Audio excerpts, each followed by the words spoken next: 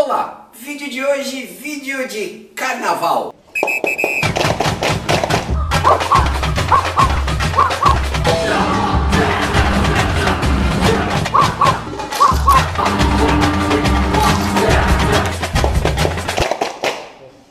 E em tempos de festas e de Fábio Assunção bombando na internet, nada melhor que um Crônicas do Dharma, um assunto que não deveria ter nada a ver com arte marcial, mas a gente acaba tendo contato. São as drogas e, por consequência, os alunos que têm hábitos estranhos para a sua válvula de escape do dia a dia.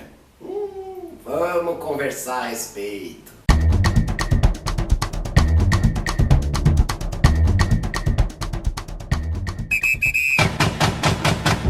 Sou Marcos Gimenez aqui do Núcleo Dharma de Ribeirão Preto e já começo o vídeo avisando, os senhores devem ter reparado alguns atrasos nos últimos vídeos, então oficialmente de agora em diante os vídeos serão publicados de quarta e de sábado, tá gente? Mudou de terça e sexta para quarta e sábado, no finalzinho do vídeo eu comento o porquê. Mas vamos continuar com a droga do assunto de hoje, entenderam? Quem me acompanha há algum tempo no canal e principalmente quem já treinou comigo, sabe que a aula é muito acessível a conversas. Vários assuntos são debatidos. Eu tenho firme minhas convicções, mas eu escuto e defendo o direito dos senhores terem ideias e visões diferentes. O debate sempre acrescenta. Aí eu acho que é por isso que eu tenho tanta história para contar, né? Que às vezes é cada doido que aparece. Quando era mais ou menos 2008, eu tinha alguns horários para aula no Instituto Rohan, quando ele era ainda na Vida da Liberdade, antes dele virar um templo budista. Ali existia grande rotatividade, vinha muita gente, alguns alunos se fixavam, outros não. Mas havia um consenso ali que quando aparecia um tranqueiro, alguma coisa que não batia muito, com aquele aluno tranquilo, que não dava trabalho, pra quem que esse discípulo era jogado? Vai pro Marco que tem muita paciência. E tenho mesmo, porque algumas pessoas merecem. Não lembro mais o nome do aluno, era um rapaz de uns 30 anos, que tinha assim um jeito meio estranho de falar.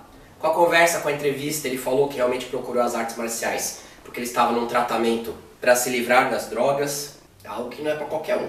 No jeito dele falar, me veio à mente a imagem que era o cérebro meio frito por conta do uso dos entorpecentes. Aí esse termo me acompanha até hoje. Quando eu vejo alguém assim meio travadão, eu falo, é o cérebro frito pelas drogas. Mas não foi um aluno ruim, ele cumpria as regras, ele treinava, não dava para ensinar nada muito complexo, ele não conseguia captar, mas as batidas simples, o saco de pancada, um bastão, alguma arma menos perigosa, ele seguia no caminho dele, que é diferente do meu. Ele tentava se reencontrar, reestabelecer seu equilíbrio usando também a arte marcial como uma âncora ou como um degrau para que ele se recuperasse. O tempo passou, ele nunca deu muito trabalho, até que um dia ele me procurou e disse, professor, o senhor sabe aí que eu tô no tratamento contra as drogas, né? O senhor sabe também que foi minha mãe que obrigou, né? Isso eu não sabia. Há 32 anos a mãe obrigou ele a fazer o tratamento. E o senhor sabe aí que droga e arte marcial não combina não, né? Por isso eu tô largando a academia. Vocês devem estar rindo, né? Eu ri na hora também. Na verdade, meu cérebro bugou. Muito interessante a sinceridade dele. Ele fez a escolha do caminho. Ele resolveu interromper o tratamento porque o mundo de drogas dele era mais atrativo. Ele não percebia como o cérebro dele estava, mas avisou que ia sair, não deixou mensalidade pendurada, não deu trabalho. Foi uma escolha de caminho que eu contesto, mas é ele quem vai colher as flores ou os espinhos da decisão tomada. Não foi o primeiro, não foi o último, e tem mais uma história, essa mais pesada, essa aí mais complicada.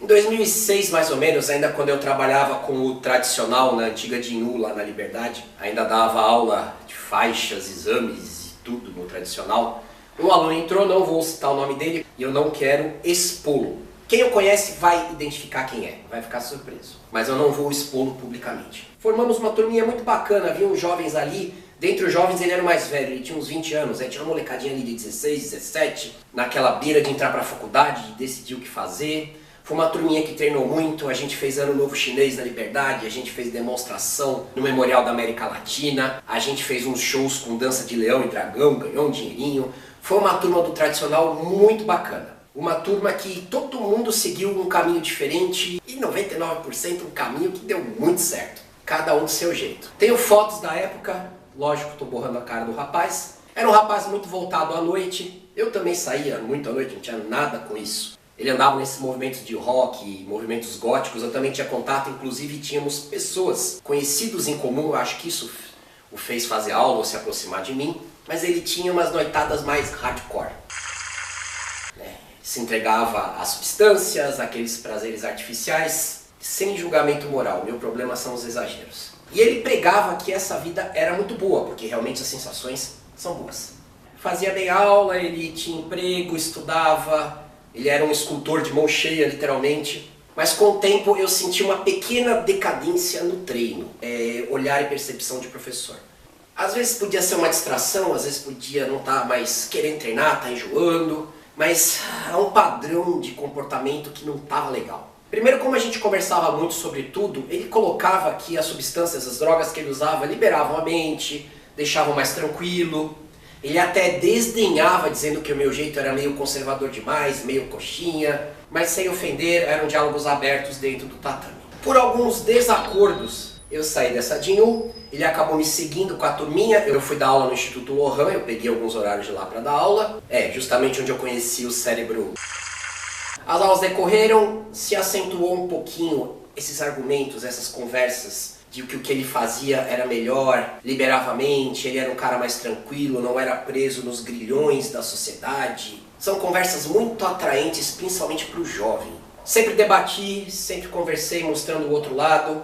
E o desempenho dele em treino sempre caindo, esquecia coisas, não conseguia executar movimentos que ele já fazia anteriormente, e aí começou o universo das ideinhas, quando ele começou a questionar realmente os fundamentos da aula, até chegar ao ponto dele falar que, um parênteses que eu não coloquei, eu não permitia lutar porque ele nunca mostrou atenção suficiente para boxear, e ele nunca desenvolveu fisicamente mesmo, nunca ficou forte o suficiente para não correr risco no sparring. Pode ser consequências das substâncias, das noitadas exageradas, às vezes da troca da comida pelo álcool, não sei. Mas eu nunca liberei. E chegou um ponto que ele falou que não, estava plenamente pronto para enfrentar qualquer um. Não era verdade, argumentei, insistiu, coloquei ele no boxing, sempre comigo primeiro. Foi hilário, quem estava lá a primeira vez, hilário ou triste, não sei. Toda a proteção, ele fechava a mão e batia, mas ele batia com tanta força e tão atirado que literalmente ele batia e girava 360 graus quando errava o golpe. E ele tinha plena certeza que isso funcionaria. Primeiro round fui na manha, esquivei, dava uns tapinha, empurrava, instruindo, dava umas rasteiras, jogava no chão, mas sem bater com força. Intervalo de round, ele comentou, eu acho que eu tô indo bem, disse que não estava doendo, que aguentava de boa e blá blá blá. Eu perguntei então, posso pra valer? Ele falou, sem problema. E eu fui pra valer.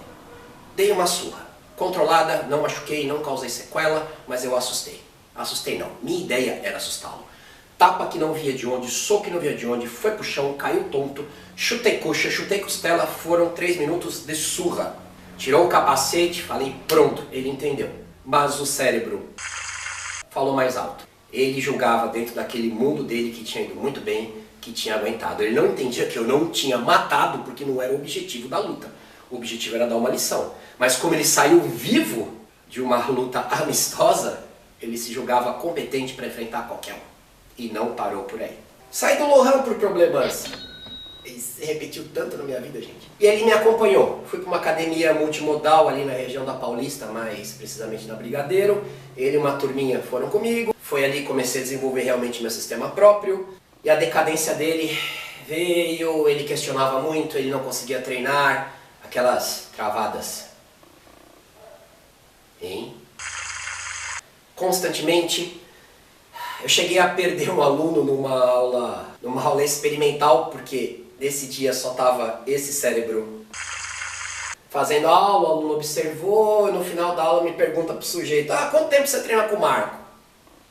4 anos.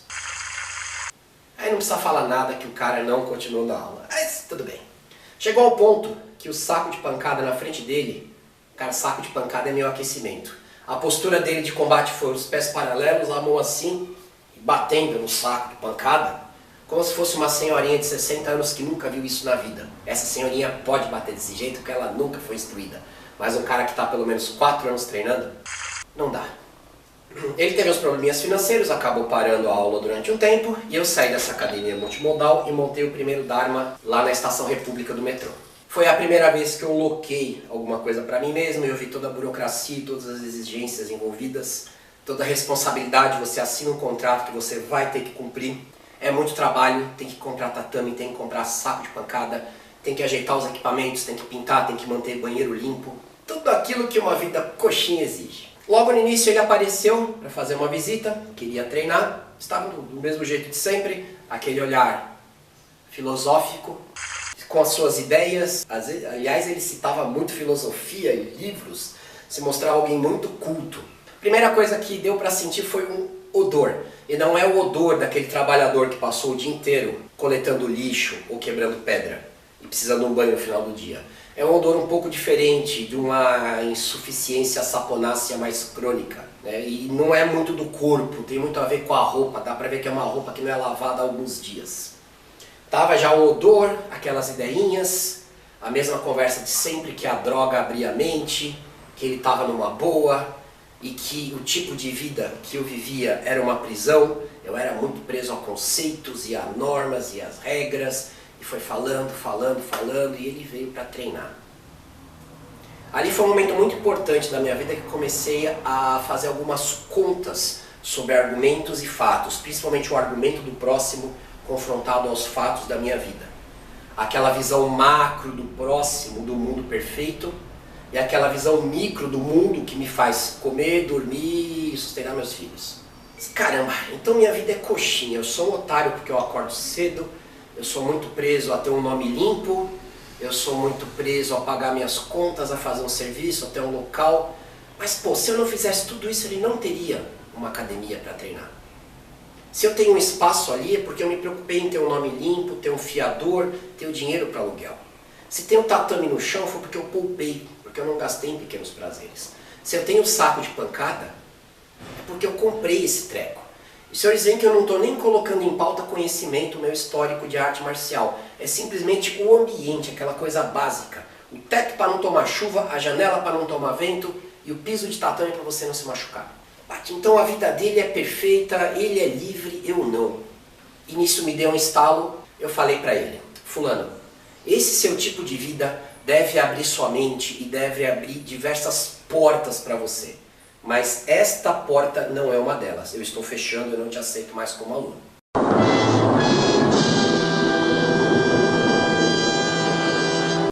Não dava, gente. Eu não queria ideinha, eu não queria conversa pró-droga no meu tatame, eu não queria o odor de alguém que não liga mais se está lavando a roupa ou não. E principalmente eu não queria alguém que desdenhasse do treino, porque vinha numa decadência total, diminuindo aquilo que eu fazia, sem mostrar resultado. Eu não queria. Decidi que eu não o aceitaria mais como aluno. Primeiro ele fez um olhar e ficou muito bravo. Ficou muito irritado. Você não me aceita mais como aluno? Falei, infelizmente não.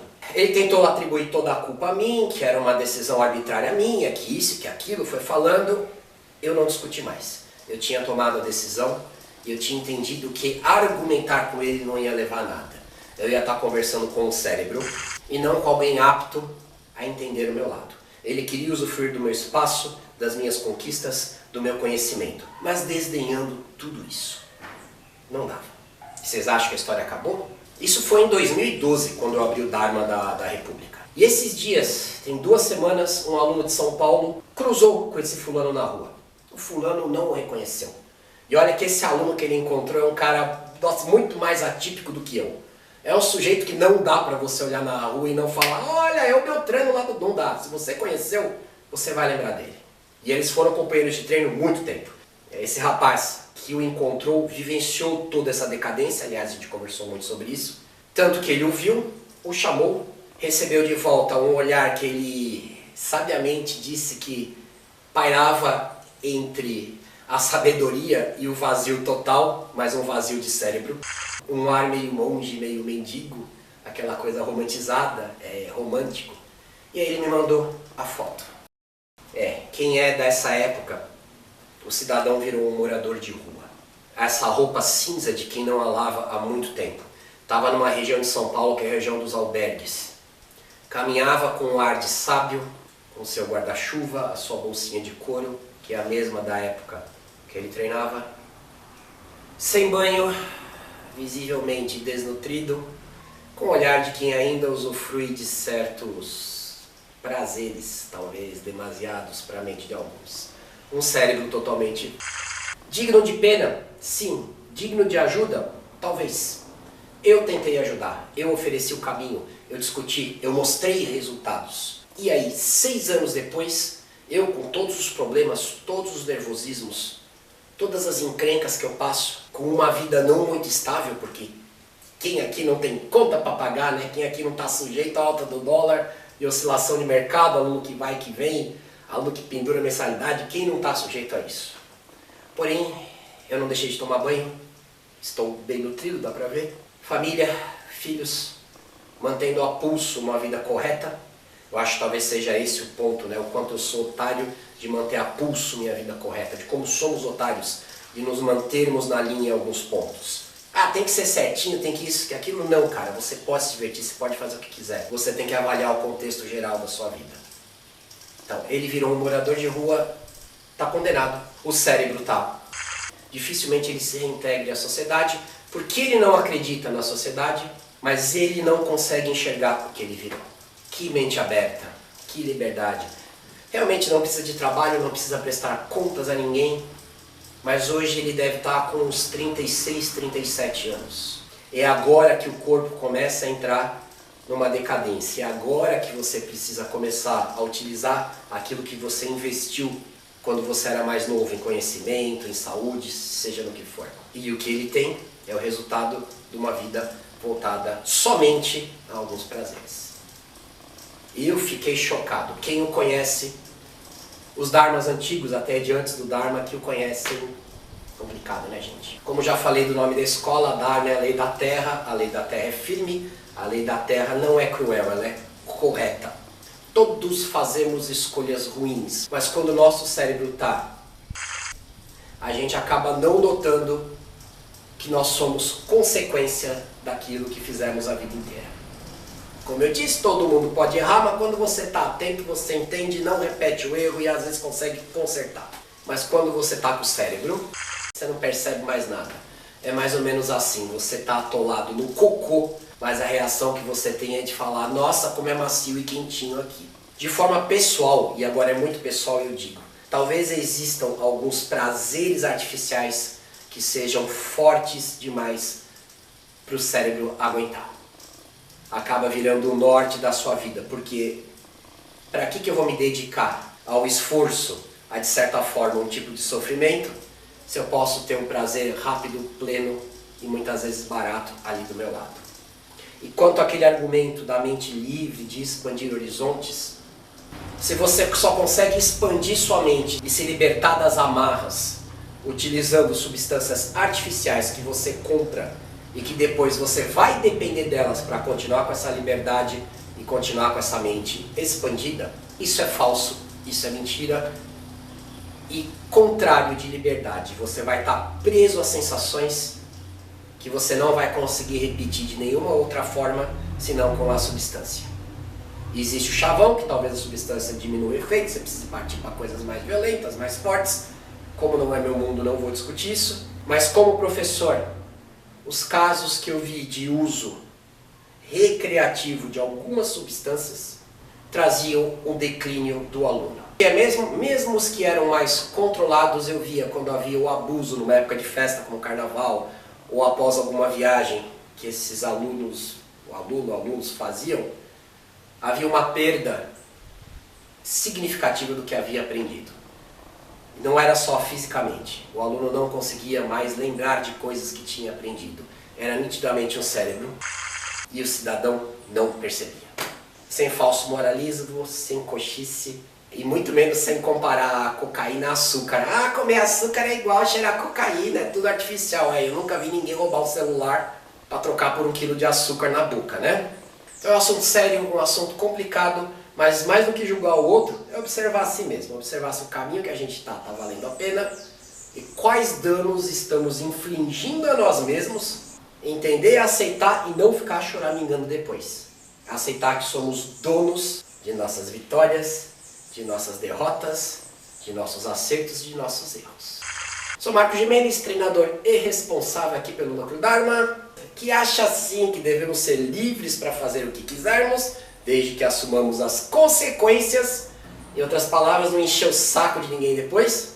Comente, critique, é assunto para debate, hein? Tanto que o próximo vídeo já vai ser Mestre Responde, porque provavelmente vamos ter muita coisa para falar. Obrigado pela participação de todos, obrigado aos apoiadores. Sem os senhores esse canal não existiria. E é melhor dar um dinheirinho pro mestre do que pro dono da boca, né? Se você ainda não nos segue no Instagram, dá um pulinho lá, vai ter bastante coisa diferente. Relembrando que os vídeos agora passaram para quarta e sábado, porque a janela de trabalho que eu tenho é melhor administrável, então eu consigo caprichar mais nos vídeos. Por exemplo, do Yin Yang saiu à noite, porque eu me recusei a entregar uma porcaria por conta do cansaço, por conta de virar a noite editando. Eu acho que quarta e sábado provavelmente a qualidade dos vídeos vai melhorar, principalmente a da zoeira. Obrigado pela participação e paciência de todos e até o próximo... Nossa, tem que fazer conta agora. Esse aqui tá saindo até o próximo sábado com um novo vídeo. Até lá, gente. Então, maconheiros do mundo, univos, saiam do armário e vamos defender uma nova política de drogas. Uma nova política de drogas. A comunidade LGBT já saiu do armário, só falta a gente maconheiro sair. Inclusive LGBT e maconheiros juntos. Os dois juntos saírem. Valeu, meu cara.